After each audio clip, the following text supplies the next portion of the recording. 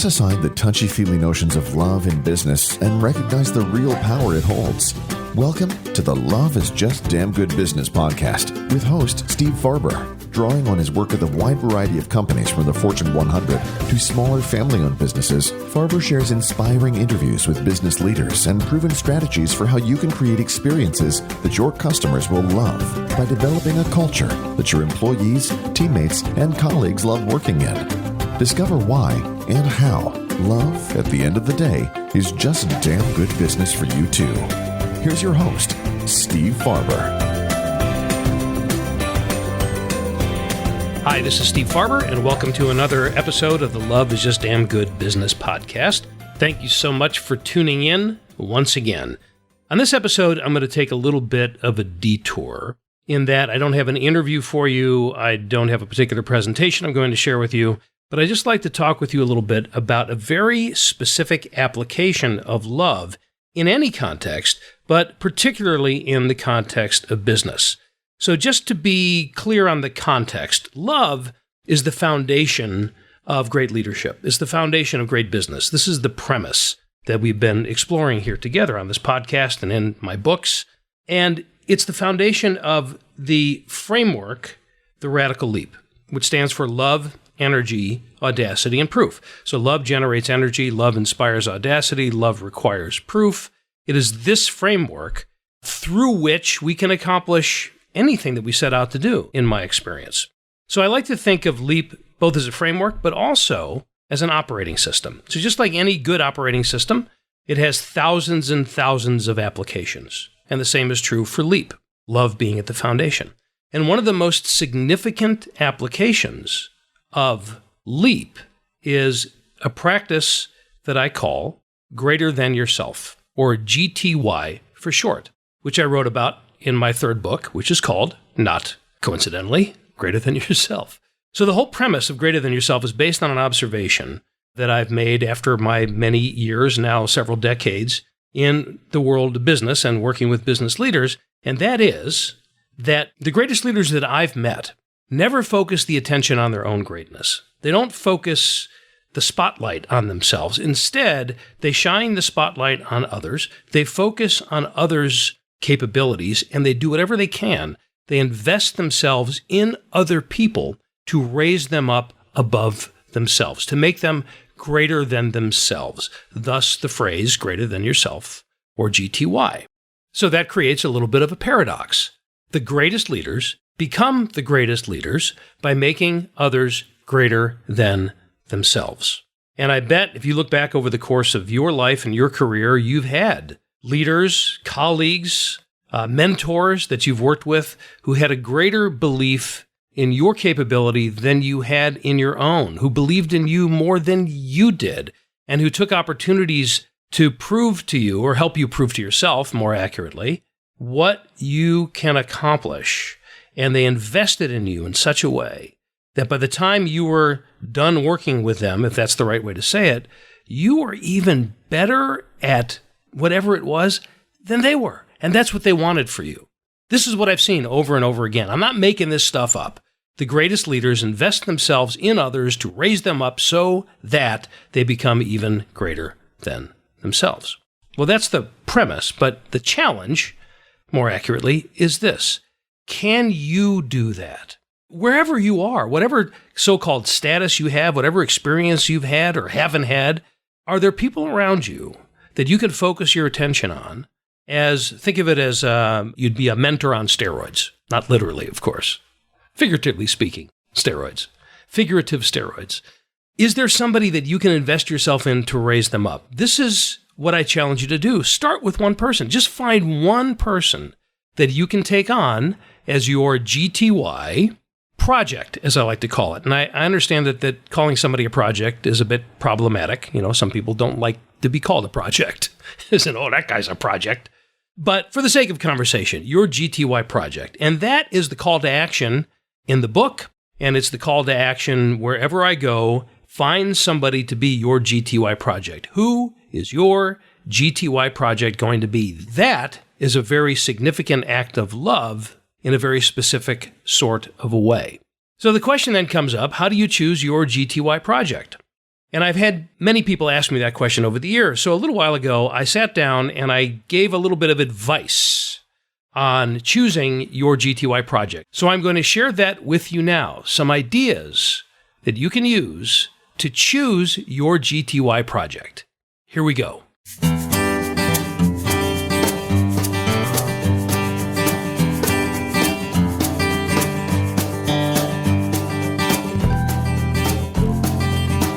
When I was still in the process of writing Greater Than Yourself, I'd probably written, about 100 pages or so at the time. I was having a conversation with a business associate of mine, and we were talking about the whole idea, the whole concept, and the whole practice of greater than yourself, about raising somebody else up so that they're better than you are at whatever it is that you're focusing on, that you're working with them on. And we had a great conversation. And my friend asked a lot of really good questions. And after maybe an hour or so, I finally asked him a very specific question. And it's the same question that I posed in the book. The question was this: so, Michael, who is your GTY project going to be? And the whole conversation right at that moment changed. It shifted. It became very, very personal. Whereas it was kind of a deep conversation before, now it was really, really personal for Michael.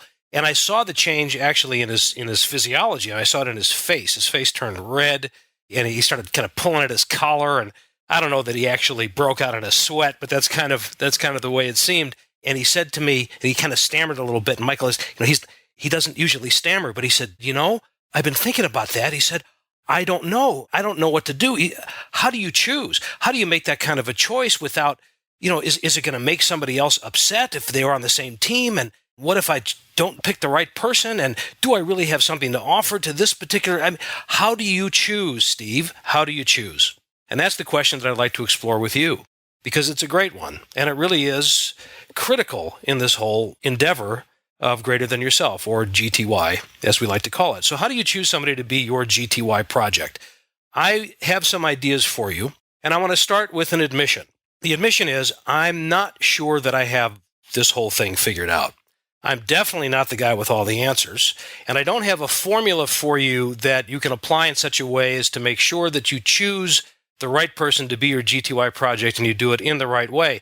But I think I've got a good foundation here. So let me share these ideas with you, and I encourage you to experiment with them and see where it takes you. And I would love to hear your own process, your own experience, and your own trials and errors in this whole thing as well, which then, of course, will add to the knowledge for all of us who are focused on GTY. The first thing that I'm really clear about, though, and I am clear about some things, is that you can't assign somebody to be somebody else's GTY project. I mean, my inclination was, in trying to answer Michael's question and in trying to answer anybody's question about how you choose your GTY, the inclination is to try to put some very strict parameters around it. Like, for example, some variations on the theme of that question, how do you choose, have been things like, should I pick somebody who's in my own team to be my GTY project? Should I pick somebody who reports to me, or should I instead reach out across the company and pick somebody in another department, another division, another part of the company, so I don't create any kind of, political or emotional conflict or messiness in my own team or my own part of the company, which I think is a valid question. But in response to all those questions, what I keep coming back to is, I don't want to put any parameters on it. I don't want to put any kind of qualifiers on who should or should not be your GTY. And even though we're talking here, this conversation here is in the context of work, of course, I don't even want to put parameters around that. Your GTY project might be somebody in your family, or might be somebody in your community or in your circle of friends. But in the work environment, we have a tendency to try to put constraints around things. I can't do that. And the reason is this: the greater than yourself relationship is a very heart-driven relationship. It's really an act of love. And love is not a word that I use lightly, and it's not a word that I use loosely. And I think it is the right word. We use love in all kinds of contexts. We're not comfortable in talking about colleagues that we love, although we're very comfortable in talking about loving our spouse or significant other or child. So if love is too much of a stretch for you, I'll accept deeply care about. I'll accept, very fond of, have a lot of affection for, whatever you want to call it, whatever words you want to use are fine with me. But let's just understand that GTY really is an act of the heart. is an extension of yourself to somebody else. You simply cannot assign that, and you can't put any kind of barriers or parameters on it. So I would like you, in the first step of choosing your GTY project, to open yourself up, and I don't mean that in a kind of psychobabble or touchy-feely kind of a way, but open yourself up to the impulse to reach out and help somebody that you're fond of. And the fact of the matter is that all of us have lots of those impulses every day with the people that we work with. So pay attention to the impulse that you have where you find yourself drawn to somebody at work, for example, that you really feel something for and that you find yourself naturally wanting to help if you allow yourself to really fully experience that impulse. That's the first clue that we have that this could be our first GTY project. So I'd like you to try something very specific right now. Feel that impulse. Think about the people at work. I mean, literally think about the specific people at work that you're around every day. And notice if there's any kind of feeling of wanting to help, helpfulness. It's a basic human feeling. I'm sure you have plenty of them. Now I'd like you to get a piece of paper, and you can either do this now or do it later, but please do it. Get a piece of paper and list the names of those people that you feel that helpful impulse towards, that helpful urge towards, however you want to describe it. Write their names. Now, put the names aside for a moment, and I want to take a different angle at this, and we'll get back to the names in just a minute. I want to offer you a list of qualities that you may want to look for in your potential GTY project, or more specifically, that you want to see in somebody that you take on as your GTY project. I don't claim that this is a complete list, an entire list, the only list, but again, I think they're foundational and they will apply to most people. You're going to think of other things that you'll want to have on your list as well. But these are the list of characteristics that you'd want to look for in somebody who could be your GTY project. Number one, ask yourself this question: who do I trust? Who do I trust? Trust is a key element in this because the GTY relationship is so personal and it's so intimate that you don't want to extend yourself to somebody who you suspect might use what you have to give them or offer them in the wrong way, might use it, for example, to your disadvantage, or to use it for political gain, or to hurt somebody else, or to get a leg up on somebody at the same time pushing them down. That's not the kind of person that you want to focus this kind of attention on. So who do you trust? Who are the people in your life that you would trust with your life, ideally, or at the very least, trust with your knowledge and trust with your contacts and trust with your advice and trust with your dreams and with your aspirations and with your deeply held secrets that might be relevant for this person? Who do you trust? That's number one. Number two, it's not just a matter of trusting somebody, but who do you really believe in? We've all had people in our lives that had greater confidence in us than we've had in ourselves. Turn that around for a moment. Who do you believe in, perhaps even more of a degree than they have belief in themselves?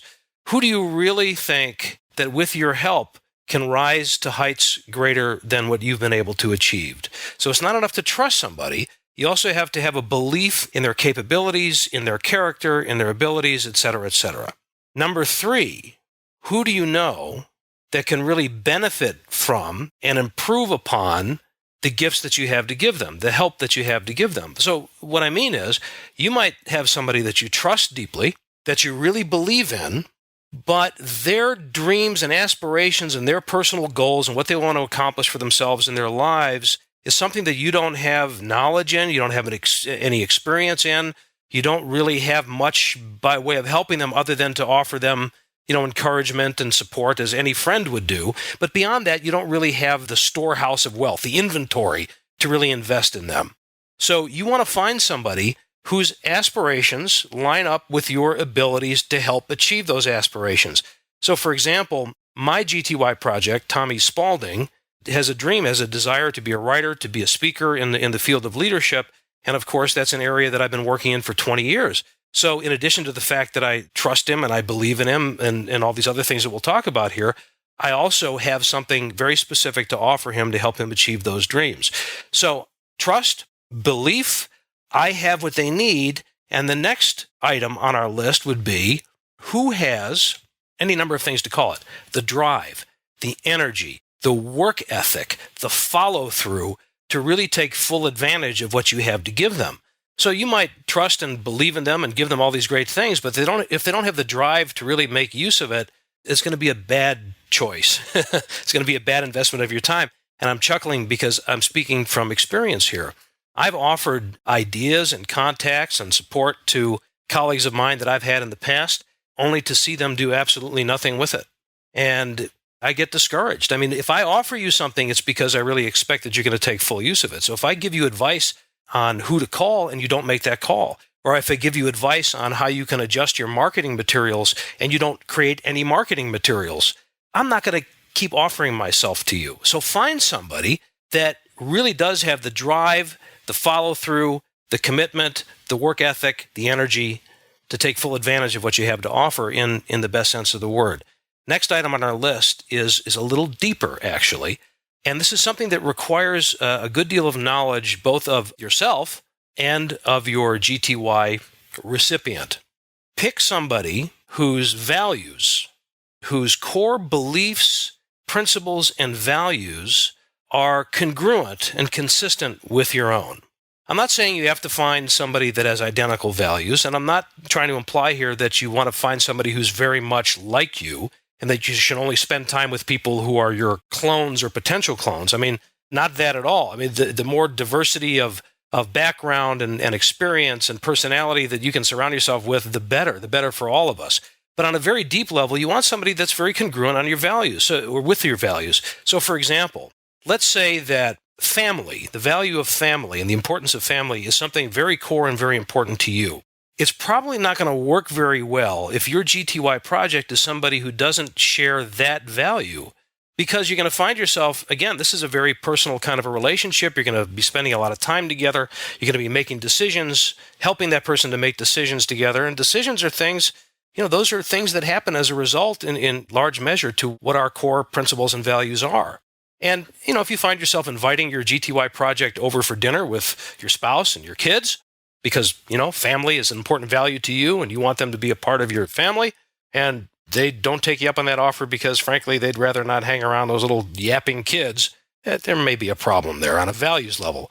So in order to make this happen, and the reason this is so personal is you have to do, as all of us should, a very deep and honest exploration of what your values are and get clarity around that. In my second book called The Radical Edge, I call this process finding your frequency, finding that core belief, that core value system that's kind of like your radio station that you like to play your life on. So you want to find somebody who's on a complementary frequency, is another way of putting it. And next item on our list, and this is one, let me preface this by saying, this was not on my own original list. I came to this conclusion of this next quality from a conversation I had with my old friend, Pat Lencioni, who co-wrote with Matthew Kelly the foreword to the book. Matthew is Pat's GTY person. I mean, they have a GTY relationship, although they hadn't attached that terminology to it at the time. It was just a natural thing for them. And when Pat was describing this relationship to me originally, he said one of the things that really drew him to Matthew was how much he admired him. He had this deep admiration for Matthew's message, his mission in life, his ability to inspire people through his writing, and therefore he wanted to reach out and help Matthew to accomplish things that Pat had already accomplished for himself in the corporate and business world. And what I learned from that was the full meaning of admiration, which I admit was a word that I've used without giving a lot of thought to it before.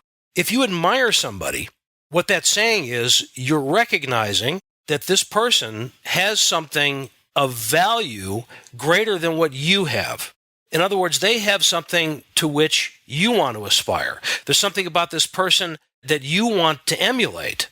So the greater than yourself relationship is really, it's reciprocal. And in a sense, it's really a bit of a misnomer, right? Because you could say that the implication is, I'm going to make you greater than I am because I'm so much greater than you.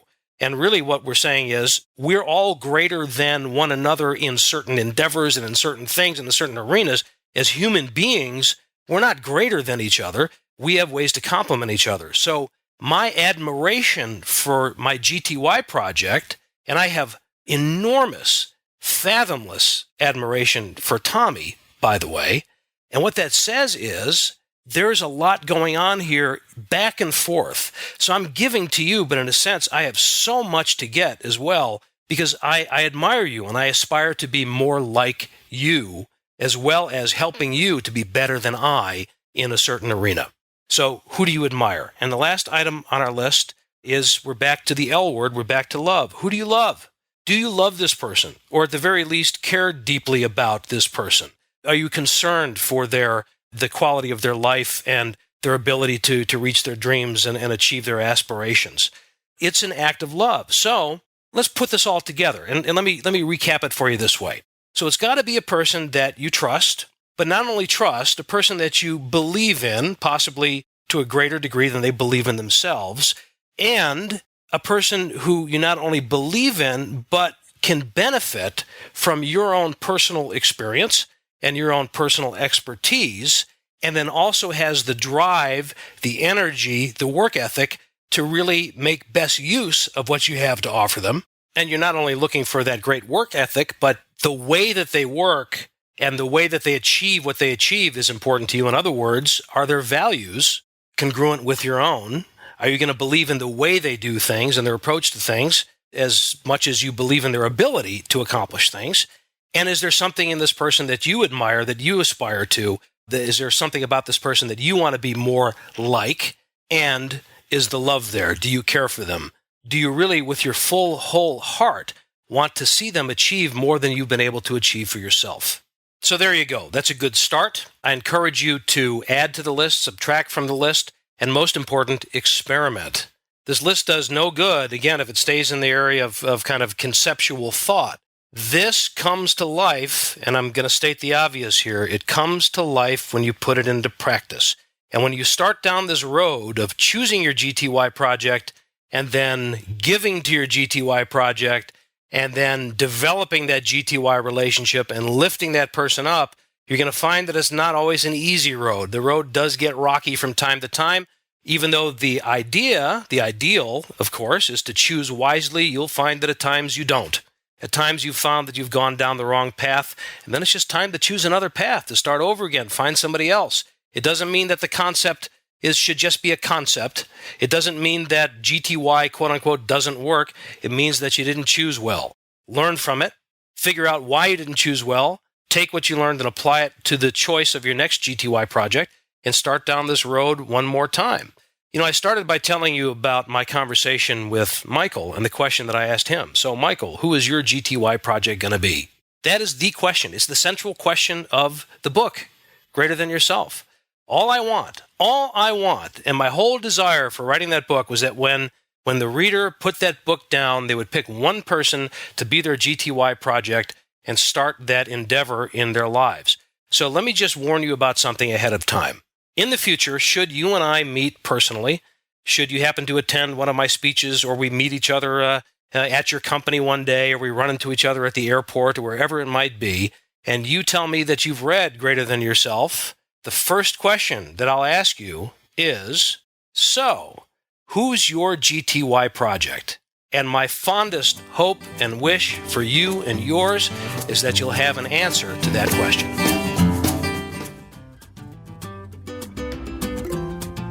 Thank you for listening to another episode of Love is Just Damn Good Business with Steve Farber. Join us again next time, because when customer and employee satisfaction just isn't enough anymore, we are here to back you up with specific ideas to operationalize love to make an enormous difference in your business, personal life, and the world around you. Visit our website at stevefarber.com to leave a review.